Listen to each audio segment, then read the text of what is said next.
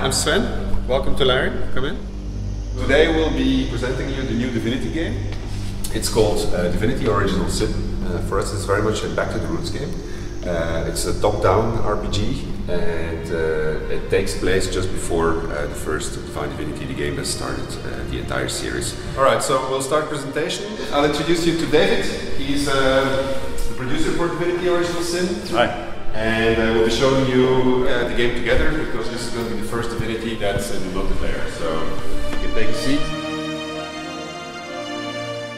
In the game you control a party which initially consists of two protagonists. The first being a woman that's been recently resurrected. The second one is a condemned warrior who's been suffering years of agony and torture.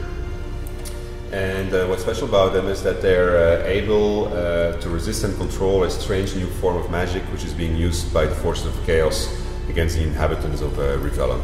We're joined in multiplayer, and in single player you control both these characters.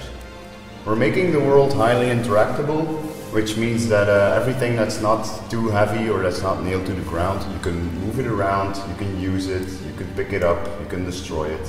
As an example, you got this mushroom which I can pick up, and then I can apply it to my sword, and my sword now has a couple of poisonous charges, which might be an interesting thing to do just as you enter combat. The game has a reputation and attitude system, so you have to be careful with whose property you mess around with. You can't just go around and open and move and pick up stuff that belongs to someone, because that has consequences. Well, of course, if they can't see you, you can pretty much do whatever you want. Our ambition is to recreate that tabletop RPG feeling in which the entire party is involved in decision making. And that's why we introduced this cooperative dialogue system. So for instance, here we're in a dialogue with a skeleton bomber and he's pleading for his life. Normally we kill everything that is undead, but I actually take pity on him, so I'm going to choose to let him walk free. But I don't agree with that. I think he should be destroyed, and so the game is then going to do a stat roll, and in this case David actually wins the day and he gets to make whatever decision he wants.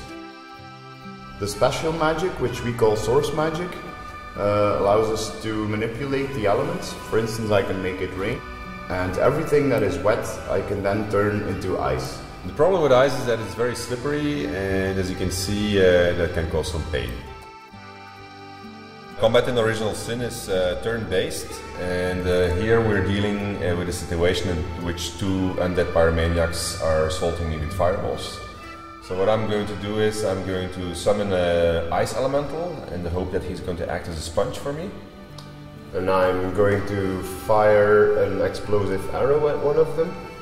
And apparently that doesn't really do a lot of damage, and they shot the ice elemental already.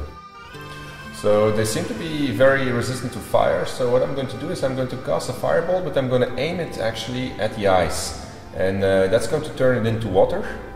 And then I can use the water to fire an electricity bolt on it, and then we hit two birds with one stone because they're both electrified. So that should give you an idea of what type of game Divinity Original Sin is going to be. It's a turn-based, top-down RPG with multiplayer, heavily inspired by the first Divinity, with a large world with many secrets and lots of things to discover. So yeah, the idea is also that we're going to ship the editor together with the game, and it's actually based on the technology that we've been using to make our RPGs over the last couple of years. Players will be able to make their own adventures, they will be able to share them online, they'll be able to play with their friends, and I hope that there's going to be a large community of new stories arising from that. So voila, yeah, I think that's the end of our presentation.